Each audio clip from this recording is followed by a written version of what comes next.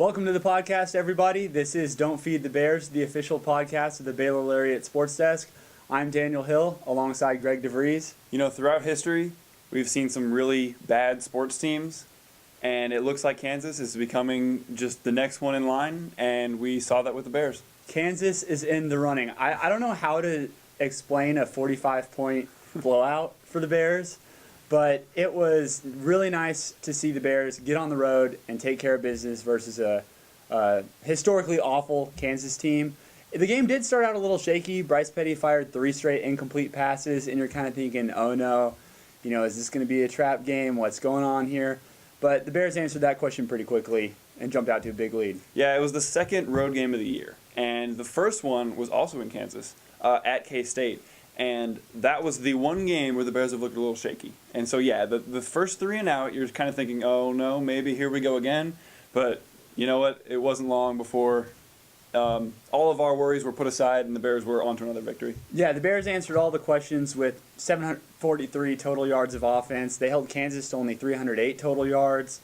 Bryce Petty was 20 of 32, 430 yards, 3 touchdowns passing. He's had an incredible run as the starter.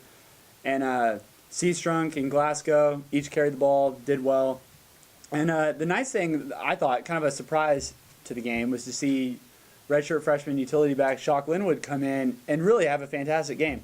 I know it was garbage time, but he still ran for 106 yards on 9 carries, 2 touchdowns. And another thing that definitely stood out was the defense. The defense was all over the place, holding Kansas to 308 total yards. They had 9 tackles for loss, 2 sacks, so really a swarming effort from the defense. Yeah, in this game you have to think, coming in is a confidence booster because no one's expecting Kansas to do anything this year. And so for the Bears to go out there, do exactly what they needed to do, and then get, the future of the program, you mentioned Shock Linwood, get those guys valuable minutes in Big 12 games. It's going to prove valuable later on the road. Yeah, and really I think this was a game where you could see in the polls they've reflected that Baylor's starting to earn a national respect for the way that they're playing football, and I think it's deservedly so. Baylor slid up to number 6 in the latest BCS rankings. They're now number 5 in the AP poll. So really this weekend's matchup between Florida State and Miami will be another opportunity for Baylor to rise up, and all eyes are waiting on that Baylor-Oklahoma matchup. Yeah, and we talked last week about if it was better for Oklahoma to beat Tech or if it was better for Tech to beat Oklahoma. And, it was kind of a weird scenario because there were certain things that could play out either way. And, I said that it was better for Oklahoma to win simply because, on a Thursday night there's more people watching and a highly ranked Oklahoma team carries more weight than even an undefeated Texas Tech team. And so it looks like that's going to play out in the Bears' favor. But what would really help is if Tech continues to win and beats Oklahoma State. But that is to be seen. Yeah, and it's really great news for the Big 12 if you think about it, because Baylor's number 6 in the BCS, Oklahoma is number 10. Oklahoma has a nice 7-1 record. So now you have this big national spotlight game between 2 top 10 teams. So this is something that could really jumpstart the conference as far as the rankings go nationally. And I think the Big 12 is widely acknowledged this is a down year, but this is a great chance for Texas Tech to prove that they're for real in the future. And because they did play Oklahoma quite tough. It was 38-30 matchup, good game all around. And this will be a great chance for Baylor to come out and make a statement. So, and both of them have a bye this week, so both teams will be gearing up for this game. And there's a lot of hope, I think, for Baylor. This looks like a legitimate, national title type team. Yeah, I agree. And you mentioned kind of a down year for the Big 12. It really helps that the Big 12 as a whole is doing the exact opposite of what the majority of the SEC is doing, and that's beating each other up. So you have South Carolina and Georgia and, even LSU. These are all really good teams that keep beating each other. So, they're collectively and as a group moving down. But when you have, the top of the Big 12, albeit a weak top of the Big 12, as long as they're continuing to win, they're creating their own marquee matchups. And that's what's really helping the Bears. Because, if Oklahoma and Tech and Oklahoma State, if you want to throw, I don't know, maybe Texas in there since they beat Oklahoma, if those teams, start, losing 2-3 games each, it looks like a weak conference overall. And it is, but that would just be devastating for strength of schedule, because for Oklahoma to be 10 this is technically a top 10 matchup. It doesn't kind of have that air about it because we know Oklahoma's in a down year.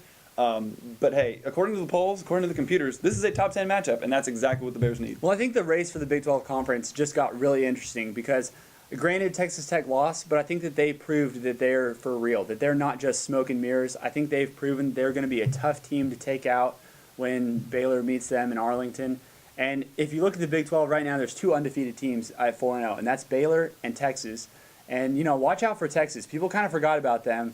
But, they're starting to get votes in the AP poll. I'm sure if they keep winning, they'll show up in the BCS standings here eventually. So Baylor's last game of the season could end up being a huge game. But the real thing for Baylor is, and they showed this graphic during the telecast of the Kansas game, is that they have the 113th weakest schedule, which is just really unacceptable in my opinion. I think you have to play a better schedule than that. And to have the 113th weakest schedule is just something that is going to continually work against you all season long. And then if you look at the Big 12 standings, one thing that would really jump out to me is that in Big 12 play, Baylor has scored 238 points. The next closest team is Texas Tech at 183 points. And then 110 points behind Baylor are Texas and Oklahoma at 128 points. So I think you can see there's some clear separation in the Big 12. And, maybe Baylor is proving that they really are the favorite and the heavyweight in the Big 12. And they have to be head and shoulders over the rest of the conference. Because if you're going to jump Ohio State, Florida State, or one of those teams to really thrust yourself into the national championship conversation, you've got to really separate from a weak conference. And, I don't know why it seems like everyone's forgotten that Stanford had lost to a mediocre Utah team. But, they've got to jump Stanford, which will probably happen in the Oregon game. But there are undefeated teams in bad conferences ahead of the Bears that, you've got to do something. And scoring a bunch of points is one way to do that.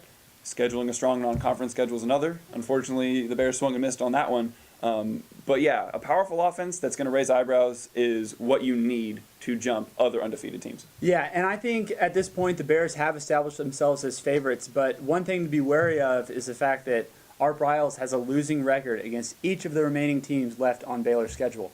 So, this is a new era of Baylor football, and I'm hoping that they can take care of business down the stretch. But they will certainly be battle-tested with, 3 basically ranked opponents, because I'm assuming Texas is going to be ranked once again here in a bit. So, with all of that shaking out, it's going to be an interesting stretch run here for college football. And the NFL, really there was one dominating storyline from this weekend of NFL action, and that was what Calvin Johnson, Megatron, did against Dallas. Yeah, the second most receiving yards all time in NFL history, which, granted, it's a pass-happy league nowadays, but to put up over 300 receiving yards against, the Cowboys don't have a good defense. But they know where Matthew Stafford's going to throw that ball. And double coverage, triple coverage, it really doesn't matter. Calvin Johnson is a freak athlete, and he really showed why he's the best receiver in the NFL. Oh, yeah, absolutely. 329 receiving yards is incredible. And the only person who has more yards than that is Flipper Anderson, who played for the LA Rams, and that was an overtime game. So, really, in regulation, Calvin Johnson now has the all-time record, if you want to think about it that way. And Stafford was surgical. I mean, the throw that he made to Chris Durham, the 50-yarder out to the sidelines, to set up the play to Calvin Johnson where he was tackled at the 1, and then the gutsiness to, yell to everybody that he's going to spike the ball, and then to, just dive over the goal line was that's just incredibly gutsy to do. Because if he doesn't make it, their Lions don't have timeouts, the game's over, basically. So he took a huge chance, and he got away with it. But the other story, aside from Detroit's heroics, really was Dallas's collapse. 4 takeaways in the game. So they gave the ball. They took the ball from Detroit 4 times, and they didn't commit a turnover themselves, and they still found a way to lose. And that's kind of been a recurring theme for Cowboys fans. It's you put a lot of stock in Tony Romo, and by no means was this Tony Romo's fault. But there's the collapse in the end, and then when that happens, it falls on the quarterback because the quarterback is the leader. And you saw the antithesis of that with Matthew Stafford.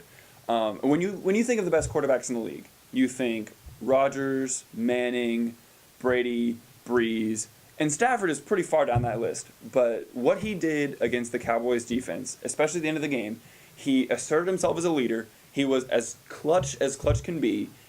And like you said, where he was calling for the spike and then just took it upon himself and said, hey, hop on my back. I'm going to win this game. And he did. And, you normally don't put him in the conversation with, those 4, maybe 5 guys up there, but it might not be too long before he's up there too. Yeah, and another just quick Baylor-centric storyline with the NFL is what the Baylor receivers have been doing in the National Football League.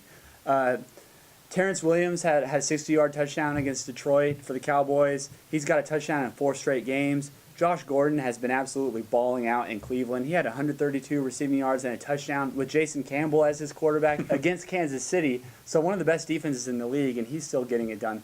And it's kind of rumored that he's on the trading block. So if he does get traded to imagine like a New England, just think of what Tom Brady could do with Josh Gordon. Yeah, that kind of screams Randy Moss to me. Yeah, I mean, it'd be an incredible combo, and personally, I'd like to see him get traded to a team with playoff hopes, at least. But there's a couple of sleeper teams in the NFL, teams that were thought to be good teams, maybe kind of fell off the map a little bit, but now they're playing great football. And who's a team that catches your eye? Well, it's got to be the San Francisco 49ers. In the beginning of the year, kind of struggled a little bit. Coming into the season, they seemed like this unstoppable force. And it seemed like Colin Kaepernick, there was no way to stop him. Either you take away his receivers and he runs, or you blitz him and he's going to find the open guy with, the gun that he has attached to, his foundation. But then they kind of got off to a shaky start. He looked very vulnerable. Kaepernick was missing throws. The running game couldn't get going with Frank Gore. He had a couple games under 100 yards, and he wasn't averaging a lot of yards per carry.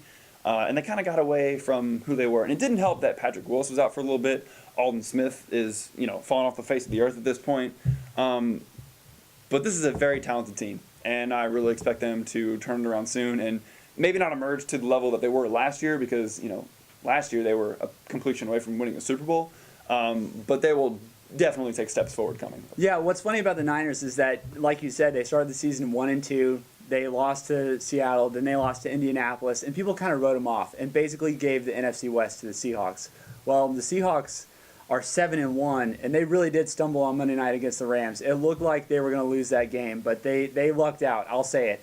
And they should not have won that game, but they did. So the Seahawks are 7-1. The Niners are 6-2. And I think you could make a case that those might be the 2 best teams in the NFC. And they're in the same division. So you're looking at a scenario where, the Seahawks could go 14-2. San Francisco could go 13-3 and still be a wild card team. So that'll be something interesting to watch. But 2 other teams that are really under the radar for me that I think would be tough outs if they can, keep playing football the way they're playing. Number 1 is the Carolina Panthers. When Cam Newton had that sensational rookie year, people, got really high on him. And rightfully so, because he was fantastic. But then he kind of regressed a little bit in year 2. It didn't help that he, didn't quite have the offense and defense around him. But yeah, I agree with what you're saying. Cam Newton's a very special talent. Yeah, see, and that's the thing that's changed. Because if you look at Carolina's defense, they're one of the better defensive units in the NFL this year. And combined with how sharp Cam Newton's been at quarterback lately, watch out for the Panthers. They're 4-3. New Orleans is 6-1. So it's kind of unlikely that they'll end up winning the NFC South. But Carolina is a legitimate wild card contender, in my opinion. And the other team to look out for is the RG3-led Washington Redskins. Now, before the season, I was of the opinion that they're not going to make the playoffs, maybe a 7-9 team at best. And right now they're sitting at 2-5. So I realize the record's not pretty. But if you look at the rest of the NFC East, the Cowboys are a mediocre 4-4. They have shown a penchant to give games away. And Philadelphia is 3-5. Michael Vick is hurt. Nick Foles is hurt. They've been playing Matt Barkley. They're completely unsettled at the quarterback position. And Washington has rediscovered the running game. Alfred Morris is back on track. RG3 looks more and more healthy every week. So, they're kind of a deep sleeper team that I would keep an eye out for. But really, this is one of the best weeks in sports. Oh, because yes. The World Series is going on. Boston's leading St. Louis 3-2. And Game 6 will be in Boston on Wednesday night. But another great thing is starting this week, and that's the opening of the NBA season. And it is something that Houston fans have been waiting for ever since, I guess you could say, Matt Schaub's injury, Arian Foster's injury. It's kind of, difficult, to say where you would put that, but you know what? The NBA is here, The Houston Rockets are looking almost as strong as you can get. So let's start out with the Western Conference. Who are your top 4 teams? And, just kind of how is it going to shake out? Okay, it kind of pains me to do this because I've never really been a believer in the Los Angeles Clippers. But with Doc Rivers, with Blake Griffin, with Chris Paul, DeAndre Jordan, there's certainly a nucleus there. They're a young team. I think they're going to have a lot of growth this year. And I think they're going to win the West. I think they're going to have the best record in the West. And I'm going to run with them all the way to the NBA Finals, amazingly. I know that's a bold step, but I think that Chris Paul, I love Chris Paul's leadership, and I'm still very skeptical of Blake Griffin and DeAndre Jordan. But I just have to go with Los Angeles, the Clippers, because really, if you look around the West, it's kind of a mess. I mean, I think the second best team in the West is going to be Oklahoma City.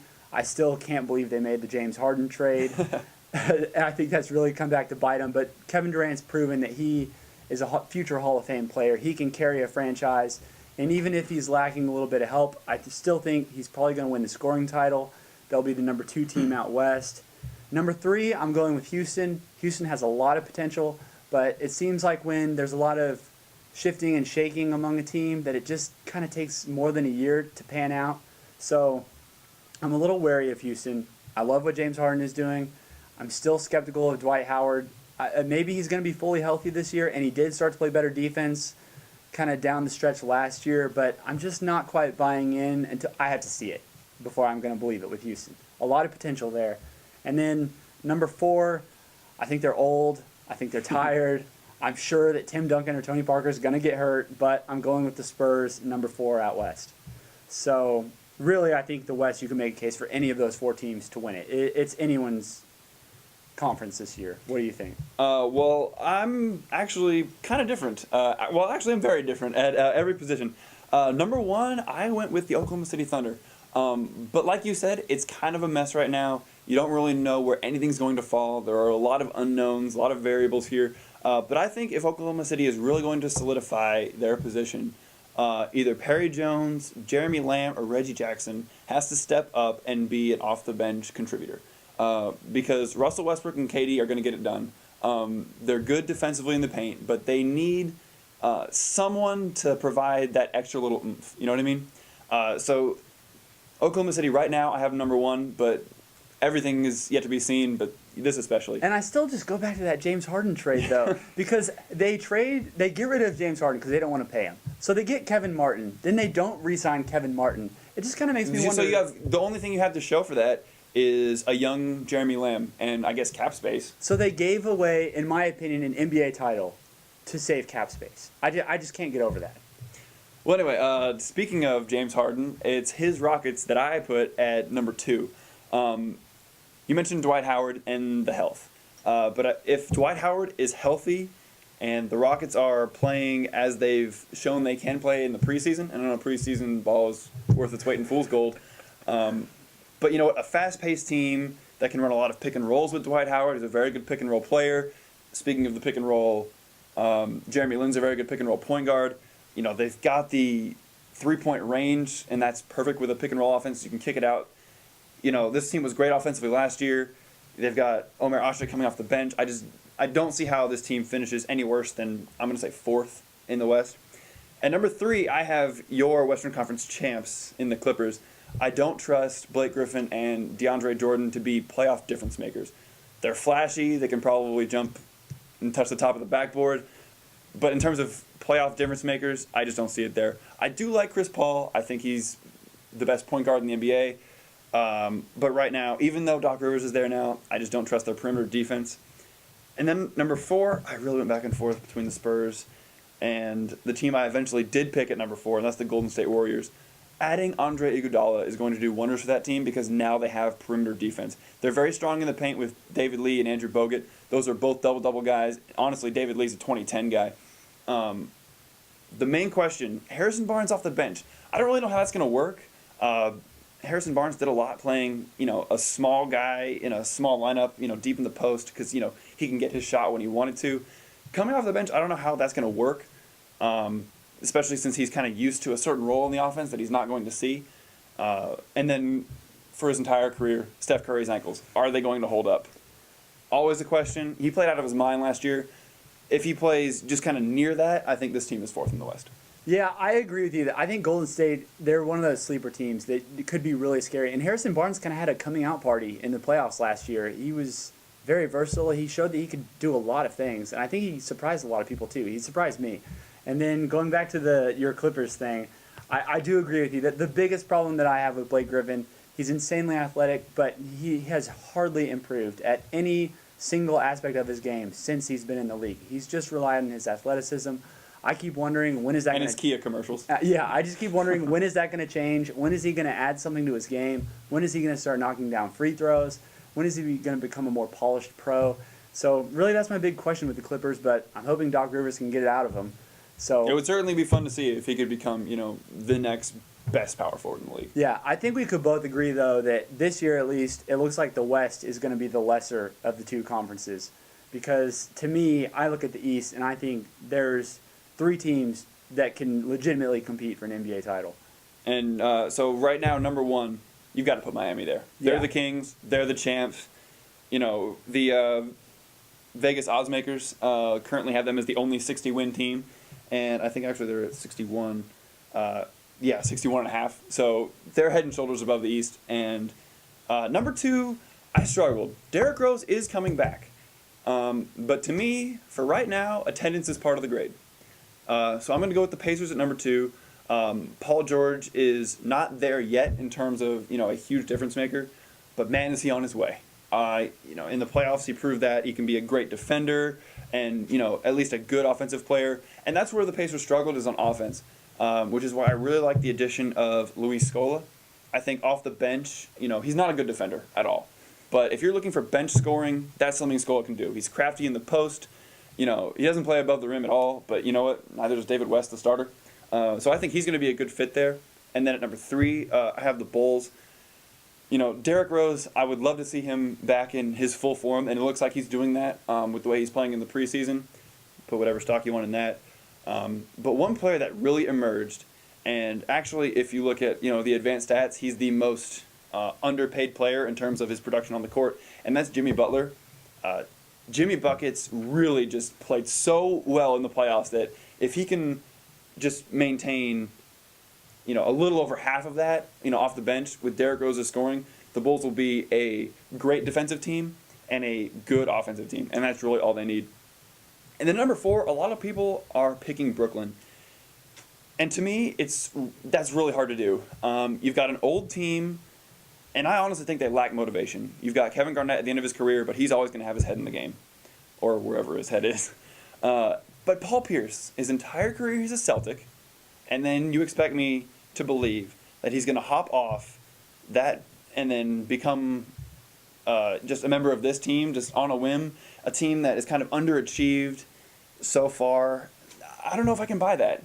Yeah, I agree with you as far as Brooklyn goes. It seems like they're just a little stale. I know they've had all these flashy, additions, and it looks good on paper, but I'm just not sure how it's going to play out because, you look at Paul Pierce, you look at KG, both of these guys, they've got their rings, so they don't have that desire like maybe an older guy facing the brink of retirement would to get that ring. It seems like they just wanted to move to glitzy, Brooklyn, play in that fantastic arena, make a whole ton of money because they're going to, Mikhail Prokhorov, the Nets owners, paying $183 million in luxury taxes. So, yeah, I mean, and salary cap-wise, they're a complete mess. I mean, they're still paying a jump shooter in Joe Johnson, was it $21 million? It's an absurd contract, and they're going to be a mess down the road. I just don't see how that team is going to work out this year or in the future. But yeah, the team I did pick for number 4 is actually Cleveland. They've got a core of Anthony Bennett, Kyrie Irving, Tristan Thompson, and Dion Waiters. And the oldest one out of that group is Tristan Thompson, I think, at age 22. Bennett is 20, Kyrie Irving is 21 or 22 or something like that. And then Dion Waiters is, in his second year, and I think he's only 22 years old. So that core of guys, very good going forward. And then, oh, by the way, they have Andrew Bynum. So if he can get healthy and contribute anything, they're going to be a team to look out for. Yeah, that's the wild card if Andrew Bynum can be healthy. In the East, like you said, got to go with Miami, and the rich only got richer because they did sign Greg Oden. And that's another wild card because if he can be just any sort of a post presence, all of a sudden Miami is a much improved team. I'm skeptical that he can stay healthy, but they do have a big body in the middle now, which is something they haven't had in the past. Yeah, at worst, they're almost the same team as they were. Yeah, they're still defending champs. So, and then if you look at the East, I like Chicago, and I think it's when Chicago plays Miami in the NBA playoffs, that will be a 7-game series. I'm convinced of it. But the one problem that I have with Chicago, everybody widely acknowledges that Coach Thibodeau is a great X's and O's coach. But I think the problem with the Bulls in the past has been that they're overworked. It seems to me that when they get in the playoffs, they're just too tired. They've been grinding all season that it seems like they don't have their best game when it comes playoff time. I think Coach Thibodeau could learn something from Popovich, rest his players a little bit. Don't worry so much about every minute of the regular season. Get to the playoffs, and then once you get to the playoffs, then it's all out. Don't focus on the regular season so much. It's the playoff time when it counts. And to me, the Bulls always look like a fatigued team when they get to the playoffs. So I would like to see a healthy Bulls, healthy Miami, and I think that's probably how it's going to shake down. But then for regular season, I actually have Brooklyn number 3. I'm not buying Brooklyn's long-term viability, but I think in the regular season, that's just too much talent to not win a reasonable number of games to be number 3. And then Indiana, kind of everybody's darling because they're a great matchup with Miami. I've got them at number 4. And Indiana on paper is probably the best matchup for Miami outside of Chicago. But to me, the 3 heavyweights in the East, even though I have them 4th, I think Indiana is number 3. I think Chicago's number 2, and Miami's number 1. And I think you could see any of those 3 teams coming out of the East. But since it's preseason predictions, I'm going to have to roll with the proven commodity. So I have Heat, Clippers in the NBA Finals, and I've got the Heat winning another title. There you have it. Take it to your bookie. You've got it. The entire NBA in a couple of minutes. Well, last year I said the Lakers were going to win the title. So and I agreed with you. We all know how that worked out. How could they lose any game? They have Dwight and Kobe and Steve Nash and Pau Gasol. And it all crumbled in their faces. Yeah, so ultimately, at the end of the day, who's your NBA pick? Finals. You got to go with the Heat. They were the champs. They got better. There were a lot of teams that got better. And honestly, I think if Houston, don't mean to be a homer here, but if they can just hit that chemistry in year 1, like you said, it was your concern. And honestly, it's a concern of mine too. But if they can find that, I think this team could match up pretty well against the Heat. I'm thrilled about it. And, let's bring it back to Waco. How is the soccer team doing? Well, they finished off their final home game of the year with a 1-0 win over Oklahoma State. For the final game of the Big 12 schedule, anyway, they'll head to TCU, and that's November 1st. And then November 6th through 10th, I think it is, they'll be in Kansas City for the Big 12 tournament. Odd note here, Kansas State doesn't have a girls' soccer team, and they still hold the Big 12 tournament in Kansas City. It's the first time this year. I just thought it was an odd move, because Kansas is close by, and then the next closest team is Oklahoma State? Just host the thing in Dallas. That is strange. But I guess the one thing about soccer, though, is if they can regain their form from earlier in the year, watch out, because they could do some serious damage if they can just regain their stride and find that confidence again. Put the ball in the net. Yeah, absolutely. It was great to get that win this weekend, and hopefully they can take care of TCU. But in the Big 12, I would just love to see them do some damage. Yeah. And so as for the volleyball team, they defeated Texas Tech on Saturday to improve to 11-13 on the year, 3-5 in conference. They've started to find their groove, so hopefully they can get on a roll as well. And their next match is on Wednesday night when they play Kansas at Kansas, so they'll have to take on the Jayhawks in Lawrence. But this has been this week's podcast. I'd like to say a special thanks to Matt Hellman, who does all the work behind the scenes here. So this has been the podcast. Thanks for listening to Don't Feed the Bears.